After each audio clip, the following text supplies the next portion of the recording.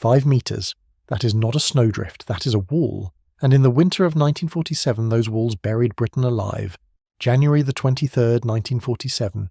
0300 hours, Woodhead Pass, West Riding of Yorkshire. Elevation 459 metres above sea level. Temperature minus 16 degrees Celsius and still falling.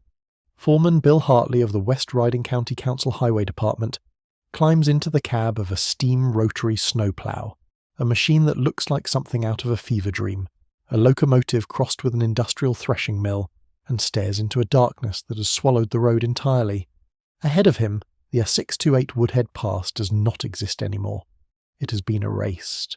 Behind him, the villages of Longdendale Valley, Tintwistle, Crowden, Woodhead are running out of bread, running out of coal, running out of time. Hartley does not radio for guidance. He does not wait for morning. He opens the throttle. What followed was not a weather event. It was a siege, and the men who broke it operated machines most people had never seen, on roads that had ceased to exist, in conditions that the British Meteorological Office would later call, with characteristic understatement, exceptional. Exceptional. The word barely carries the weight. By the time the 1947 winter released its grip in mid-March, it had killed approximately 100,000 head of livestock, disrupted coal distribution to the point of industrial collapse, and cut off hundreds of upland communities across the Pennines, the North York Moors and the Lake District for days, sometimes weeks, at a stretch. To understand why 1947 hit so hard, you need to understand what Britain looked like going into that winter. The country was exhausted. 2 years removed from the end of the Second World War, the infrastructure was worn thin, the workforce was depleted, and the welfare state was not yet fully operational. Rationing was still in force for food, fuel and clothing. Coal, the lifeblood of British heating and industry, was already in short supply before the first flake fell. The National Coal Board had just been nationalised in January, its administrative machinery still rattling and grinding itself into order. When the cold came, it found a nation already on its knees. The cold came on the 23rd of January and it did not leave. A blocking anticyclone, a high-pressure system of extraordinary persistence, parked itself over Scandinavia and refused to move for weeks. It drew bitterly cold continental air across the North Sea directly into Britain's upland spine. The Pennines, that long ridge of millstone grit and peat moorland that divides England's industrial north from west to east. Snow began falling across Yorkshire and Lancashire on the 24th of January. By the 26th, the Woodhead and Standedge passes were closed. By the 28th, the 66 Stainmore crossing between Barnard Castle and Penrith, already one of the most exposed roads in England, crossing the watershed at 413 metres, had vanished beneath drifts that exceeded 3 metres on the open fell.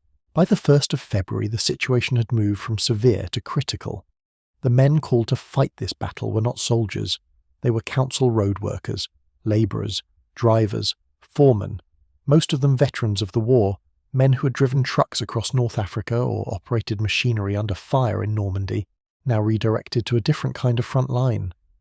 The West Riding County Council, the Cumberland County Council, and the North Riding of Yorkshire each maintained small fleets of snow-clearing equipment, but the scale of 1947 overwhelmed everything that had been planned for. The standard blade trucks, heavy lorries fitted with steel V-plows on the front, were useful on roads with moderate accumulation. Against 5-metre drifts they were useless. They simply hit the wall, buried themselves, and had to be dug out by hand. This is where the rotary ploughs came in. And it is worth pausing to understand what these machines were, because they were extraordinary. The steam-powered rotary snowplow was not a new invention in 1947. The railways had been using versions of it since the 1880s, but its application on public roads during this crisis was something different. The units deployed on the Pennine passes were typically mounted on or towed behind heavy steam traction engines, fed by a fireman who shoveled coal continuously to maintain boiler pressure.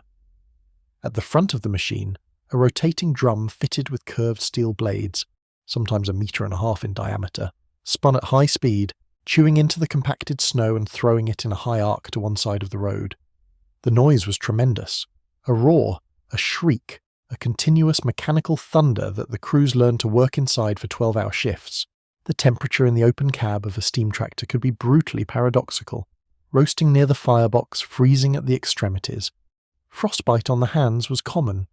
Burns from steam leaks were common. The men wore whatever they had. Bill Hartley's first run at the Woodhead Pass on that January morning took 4 hours to cover 2 miles. 2 miles! The rotary drum jammed 3 times against ice so dense it had fused into something approaching concrete. Each time the machine stopped, the crew climbed down with picks and crowbars, chipping at the ice face by lantern light while the boiler idled and lost pressure. The temperature, at that elevation and in that wind, was probably closer to -20 with wind chill. Hartley's logbook entry for that morning, preserved in the West Riding archive, reads simply, "Progress slow, drum ice twice, road invisible, continued, 3 words per problem, that was the culture." Meanwhile, 40 miles to the north, the A66 Stainmore crossing was presenting a different order of difficulty. Stainmore is not sheltered by the valley topography that partially mitigates conditions on the Woodhead. It is an open, exposed plateau crossing, a road that runs straight across one of the most wind-scoured landscapes in northern England. The drifts here did not build gradually. They built in hours. Wind speeds recorded at Brew, at the western foot of the pass, exceeded 80 kilometres per hour on multiple days in February. Snow that was cleared in the morning was replaced by nightfall.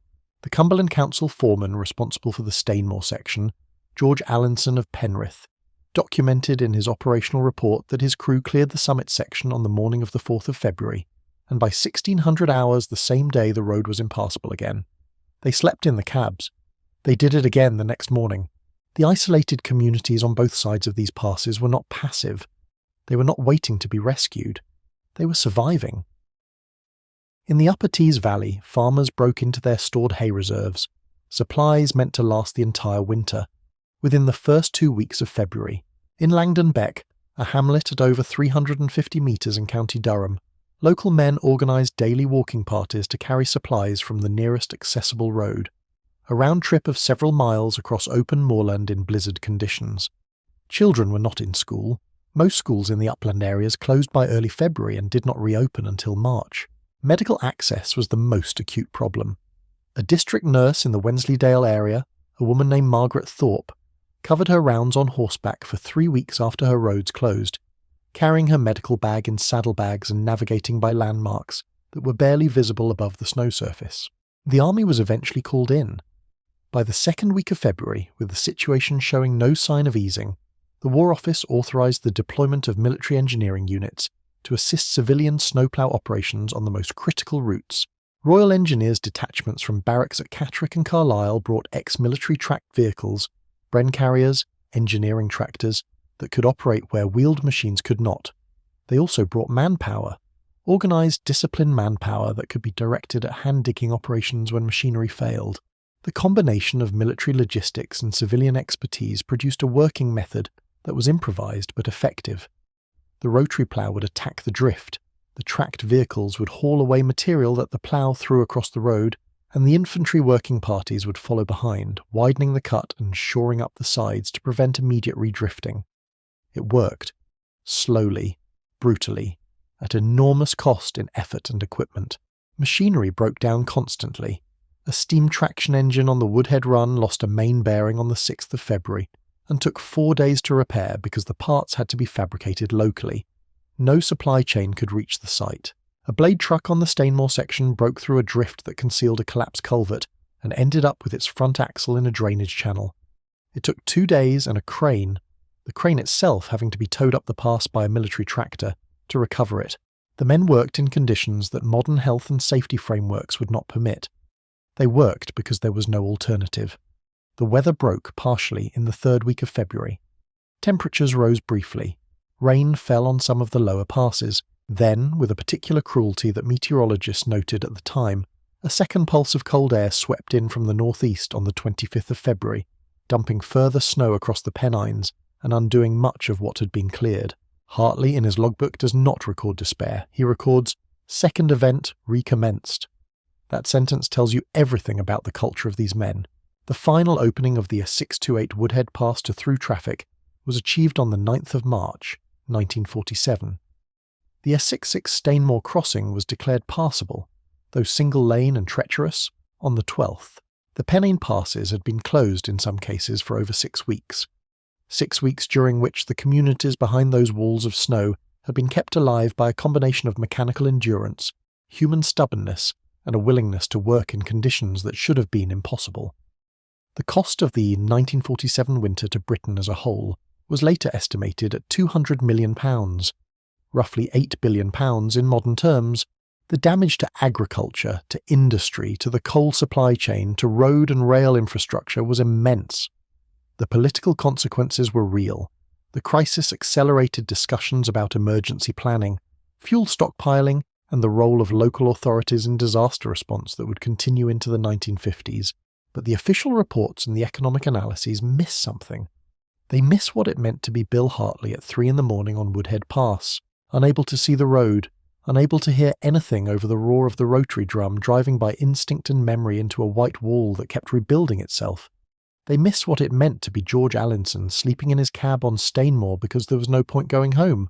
By the time he got there and came back, the road would be gone again.